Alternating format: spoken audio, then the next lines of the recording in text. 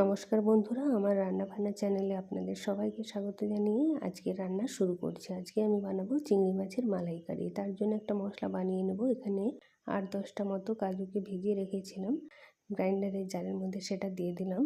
আর 1 ইঞ্চি টুকরো করে রাখা আদা আর 6টা মতো রসুন আর 2টো কাঁচা লঙ্কা অল্প জল দিয়ে একসাথে বেটে নিয়েছি। এখন প্যানের মধ্যে সর্ষের তেল দিয়ে দিলাম। এখন তেল গরম হয়ে গেলে আগে থেকে নুন হলুদ মাখিয়ে রেখেছিলাম চিংড়ি মাছগুলোর মধ্যে, সেগুলোকে দিয়ে লাল লাল করে ভেজে নেব। মাছগুলো ভাজা হয়ে গেছে। এখন মাছগুলোকে প্যান থেকে তুলে নিয়েছি আর সম্পূর্ণ তেলটাও মাছের সাথে তুলে নিয়েছি। আবারও 4 চামচ মতো সর্ষের তেল দিয়ে দিয়েছি। তেলটা গরম হয়ে গেলে এখানে এলাচ, লবঙ্গ, দারচিনি আর একটা শুকনো লঙ্কা আর তেজপাতা দিয়ে ফোড়ন দিয়ে দিয়েছি। ফোড়নের ভাজা গন্ধ বেরিয়ে এলে এর মধ্যে দিয়ে দেবো একটা বড় সাইজের পেঁয়াজ কুচি। পেঁয়াজ কুচিটা ভাজা হয়ে গেলে এর মধ্যে বেটে রাখা মশলাটা দিয়ে দেব আর অল্প জল দিয়ে দিলাম। ভালো করে মশলাটা কষিয়ে নেব যতক্ষণ না আদা রসুনের কাঁচা গন্ধটা চলে যাচ্ছে। মশলাটা নেড়ে চেড়ে ভালো করে কষিয়ে নিতে হবে যাতে তলার দিকে লেগে না যায়, সেটাও লক্ষ্য রাখতে হবে।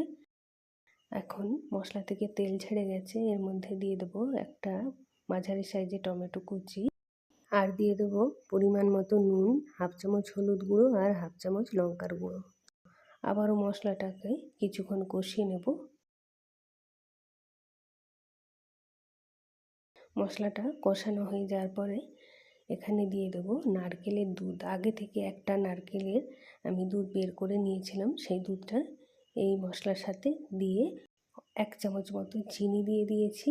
ভালো করে নেড়ে চেড়ে এটাকে ফুটতে দেব।